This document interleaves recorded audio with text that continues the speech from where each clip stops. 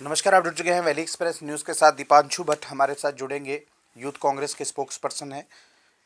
दीपांशु, जिस तरह से कश्मीर की बात की जा रही है और कश्मीरियों की बात की जा रही है, लगातार कश्मीर में हालात जो है इस वक्त ख़राब होते हुए नज़र आ रहे हैं। कल भी जो एक पुलिस पार्टी थी उसके ऊपर अटैक हुआ, कहीं ना कहीं 3 जो जवान थे उन्होंने अपनी जान गंवा दी। क्या जम्मू कश्मीर को इस तरह से खुशहाल व बहरहाल बनाया जाएगा? कश्मीरी पंडितों को दिया क्या गया और हालात इस कदर ख़राब हो जाए, 90 से ज़्यादा ख़राब है दर्शक, क्या कहना चाहेंगे आप इस पर? देखिए, सबसे पहले तो धन्यवाद कि आप यहाँ पे आए और सवाल पूछा। आपने 2 सवाल पूछे हैं कि कश्मीर के हालात 90 से भी ज़्यादा ख़राब हो चुके हैं और कश्मीरी पंडितों का क्या? तो अगर पहला जो आपका सवाल है उसका बताऊँ, जो कल अटैक हुआ है हमारी पुलिस जवानों पे और 3 जवान शहीद हो चुके हैं। सबसे पहले it is a cowardly militant attack, it should be condemned by each and everyone. और इस समय हम सभी लोग उन परिवारों के साथ हैं जिन्होंने अपने बेटे खोए हैं, शहीद हुए हैं देश के लिए। और एक बहुत कंसर्निंग सिचुएशन है इस टाइम जम्मू कश्मीर में। जिस तरीके से पिछले 2 महीनों में आप टारगेटेड किलिंग्स देख रहे हैं, सिविलियंस को हैंड पिक करके मारा जा रहा है। अभी ऐसा लगता है कि जम्मू कश्मीर में और ख़ुसूसी तौर से कश्मीर में कोई भी सेफ़ नहीं है, क्योंकि कहीं ना कहीं सरकार जो सिक्योरिटी रीजंस की वजह से एकदम वहाँ पे अपना बेस्ट नहीं दे पा रही है, फेल हो चुकी है सरकार। और बहुत अनसर्टेनिटी है वहाँ पे, इंस्टेबिलिटी है वहाँ पे, एक सेंस ऑफ फेयर है वहाँ पे। तो आप कहते हैं कि 90 के हालात वापस आ गए हैं, मैं तो ये समझता हूँ कि 90 से कम 20-30% ज़्यादा ख़राब हालत हो चुके हैं। जब बिंद्रू साहब को उनकी शहादत हुई तो आप बेहतर जानते होंगे कि उस टाइम भी बहुत सारे कश्मीरी पंडित वहाँ से माइग्रेट होके आ गए, माइग्रेशन 2.0 हो गई, जो वहाँ पे काम कर रहे थे। और इस पे हमें कहीं से भी केंद्र सरकार के ऊपर ना कोई स्टेटमेंट आया, ना कोई एश्योरिटी आई, ना वहाँ पे कुछ मालूम पड़ रहा है क्या हो रहा है। तो इस वक्त जो कश्मीर की हालात है, it has become leaderless land. कुछ भी वहाँ पे कोई विजन नहीं है, सिक्योरिटी किस तरीके से दिया जाए, सिविलियंस को किस तरीके से बचाया जाए, कोई विजन सरकार की ओर से नहीं दिव्यांशु, दिख रहा। उसी वक्त थोड़े दिनों के बाद होम मिनिस्टर साहब जम्मू व कश्मीर के दौरे पर थे। बल्कि जो अपना बिंद्रू साहब की फैमिली को उन्होंने अपने पास बुलाया, उनके पास जाने की बजाय क्या इस तरह से होम मिनिस्टर साहब जब वहाँ का विजिट जो उन्होंने किया, क्या जताना क्या चाहते थे? जम्मू कश्मीर में तो जुमलों की सरकार आके जुमला दे के निकल गए, लेकिन कश्मीर, जम्मू कश्मीर, जो कश्मीर है, खूबसूरती है, सारे भारत में सबसे ज़्यादा है, कश्मीर को खूबसूरत कहा जाता है। क्या लगता है आपको यूटी बनने के बाद इसको दोबारा से तार तार किया गया है? क्योंकि 90 का दशक आप बोल रहे हो वो चला गया है, लेकिन उससे ज़्यादा इस वक्त ख़राब हो चुका है। सरकार के पास कुछ भी नहीं रहा इस वक्त। बहुत कोशिश की कमल खिलाने की, कमल खिल नहीं पाया, लेकिन जो हत्याएं हैं, जो इनोसेंट लोग हैं, वो ज़्यादा मर रहे हैं इस पर। आपने सही बात बोली कि अमित शाह साहब ने बिंदु जी की फैमिली को बुलाया, उनसे मिले। मगर ये मिलना मिलाना तो ठीक है, ये तो एक होम मिनिस्टर को तो मिनिमम इतना तो कर ही सकते थे। मगर बात है उसके बाद क्या? क्या अमित शाह साहब ऑन रिकॉर्ड आके ये बोल सकते हैं कि जो 370 हटाने के बाद वादे हुए थे, कि बोला गया था चुनाव के मंच पे कि यहाँ पे एक नया कश्मीर आएगा, एक सिक्योर कश्मीर होगा, पंडितों की वापसी होगी, क्या इनके किसी भी वादे पे ये किसी भी तरीके से सक्सेसफुल हुए हैं? बात उस चीज़ की करनी चाहिए हमको। और दूसरी जो आप बात कर रहे हैं कि वहाँ पे जो एक तरीके से कमल नहीं खिल पाया है, तो मैं आपको बता दूं, कश्मीर में ही और जम्मू में कमल को जड़ से उखाड़ने की तैयारी में है यहाँ के लोग। चुनाव का इंतज़ार कर रहे हैं, जिस दिन यहाँ पे चुनाव होगा भाजपा का सूपड़ा साफ हो जाएगा, क्योंकि इन्होंने जम्मू कश्मीर के अवाम को छला है, धोखा दिया है। स्टेट से यूनियन टेरिटरी बना दी, भारत के इतिहास में पहली बार हुआ होगा कि स्टेट को यूनियन टेरिटरी बना रहे हैं। और यूनियन टेरिटरी बनाने के बाद सारे पावर सिविल सर्वेंट्स के पास चले जाते हैं, कोई भी यहाँ पे लेजिस्लेटर, कोई भी रिप्रेजेंटेटिव नहीं रहता। आम ज़रूरी जो मसले हैं इंसानों के, लोगों के, वो सुने नहीं जा रहे हैं। मैं आपको हाल ही का उदाहरण देता हूँ, मी बीइंग अ कश्मीरी पंडित, मैं माइग्रेंट कैंप्स में गया, उनके बाद मैंने सुनी क्या हो रहा है वहाँ पे एक एग्जांपल देता हूँ, पानी का वहाँ पे क्राइसिस था कि वहाँ पे जो ऑपरेट करने वाला कोई नहीं था, पानी ओवरफ्लो हो रहा था, घरों तक पानी नहीं पहुँच रहा था। और कोई उनका ऑफिस में कोई भी उनका, ना रिलीफ कमिश्नर फ़ोन उठा रहे थे, ना जेई साहब फ़ोन उठा रहे थे, कुछ भी नहीं हो रहा था। तो हमने उनको फ़ोन करने की कोशिश की, मगर किसी का कोई रिस्पॉन्स नहीं आया, क्योंकि जब तक यहाँ पे आप स्टेट का दर्जा नहीं देंगे, यहाँ तक रिप्रेजेंटेटिव्स, एमएलएज नहीं बनेंगे, तब तक आप लोगों की परेशानियाँ कैसे आप सॉल्व कर सकते हैं? तो एक बहुत बड़ा सवाल इस वक्त है कि, और हमारी मांग है, जो 2 मांगे हैं, आपने 370 हटाया, आपके मैनिफेस्टो में था, सही किया गलत किया, ये सब जुड़िए से कोर्ट में है।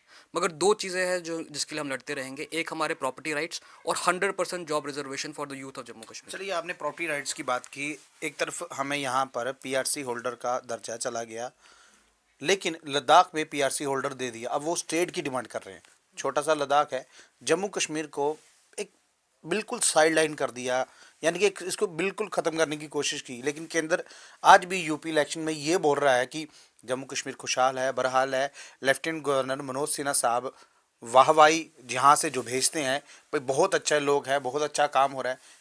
क्या लगता है आपको, जिस तरह कांग्रेस राज यहाँ पर करके गई है, पिछले 60 साल कांग्रेस ने राज किया, कश्मीरी जो लोग थे यानी कश्मीर के जो लोग थे यहाँ पे खुश थे, जगटी में क्वार्टर्स मिले, मतलब मैक्सिमम कोशिश की उन्होंने सब कुछ देने की।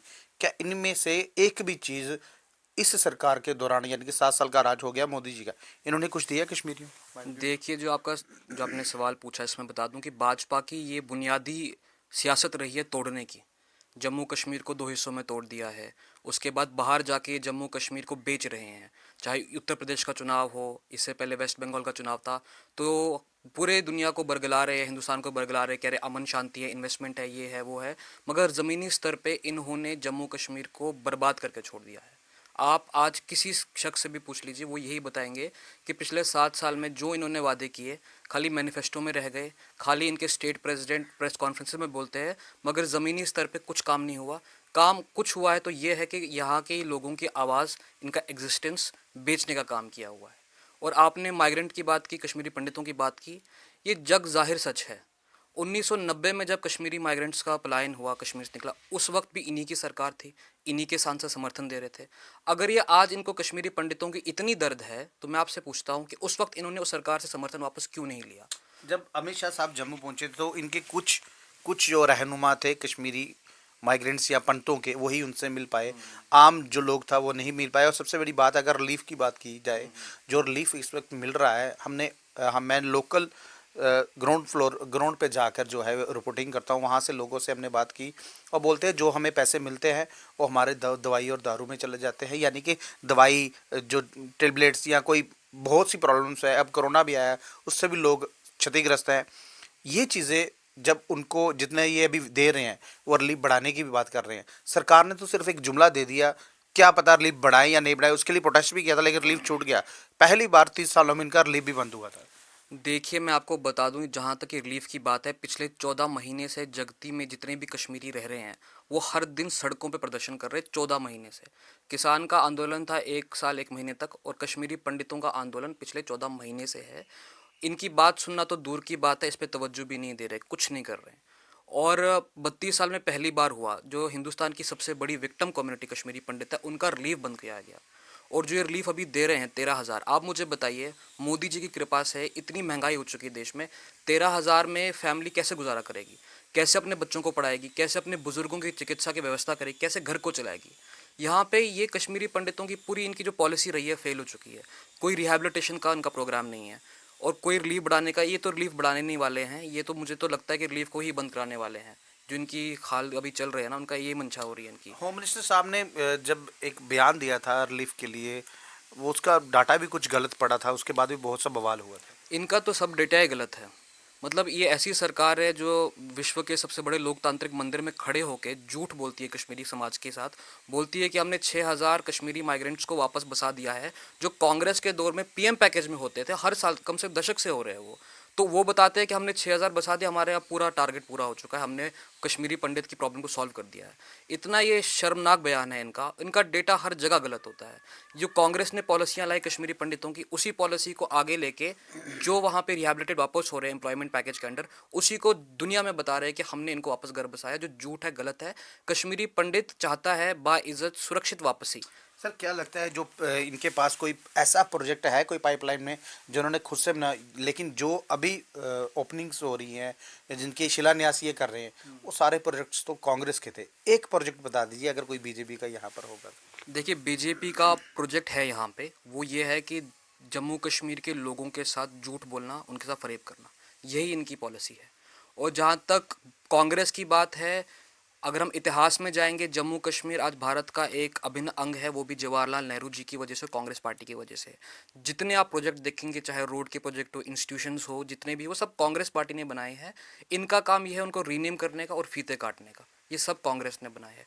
और मैं आपको थोड़ा वापस कश्मीरी पंडित की बात पे आऊँगा कि कश्मीरी पंडित के इस टाइम बहुत सारी डिमांड्स हैं। एक तो सबसे बड़ी डिमांड है कि रिलीफ जो है 13,000 से 25,000 किया जाए। जो हमारे ओवर एज यूथ है, उनको एज रिलैक्सेशन दिया जाए। एक नया जॉब पैकेज दिया जाए 20,000 का, ताकि जो हमारे अनएम्प्लॉयड यूथ है उनको नौकरी मिले, वापस वो रिहेबिलिटेट कश्मीर में अपने डिस्ट्रिक्टों में जॉब करे।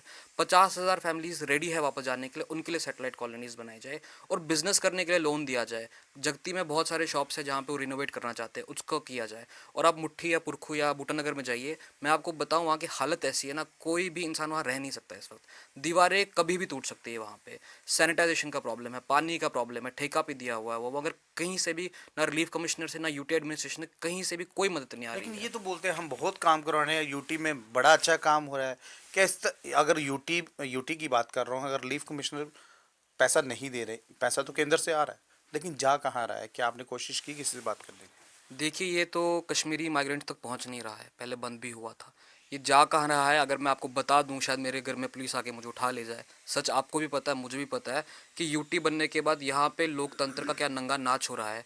पब्लिक फंड्स किस तरीके से यूटिलाइज हो रहे हैं, जिनको ज़रूरत है उनको किस तरीके से साइडलाइन किया जा रहा है, और जम्मू कश्मीर के हर एक बाशिंदे को और पर्टिकुलरली कश्मीरी माइग्रेंट्स को जानबूझ के मार्जिनलाइज किया जा रहा है। एक गलत तस्वीर देश दुनिया में बताई जा रही है वोट की राजनीति करने के लिए और एक भद्दी गंदी राजनीति करने के क्या लिए। लगता है यहाँ पर अफसरशाही हावी है? आप अफसरशाही ही चल रही है यहाँ पे। जब आपने यूटी बना दिया, आप असेंबली इलेक्शंस नहीं करवा रहे, अफसर तो मैंने जैसे बताया आपको फ़ोन नहीं उठा रहे हैं, यहाँ पे जो मसलियात है वहाँ सुन नहीं रहे हैं, तो अफसर ही तो हावी है। और अफसरी ब्यूरोक्रेसी का तो यही एक बहुत बड़ा रोना है कि दफ्तर में बैठ के आप जनता के काम नहीं कर सकते ना। अगला अगला अगला कदम क्या होगा कश्मीरी पंडितों का?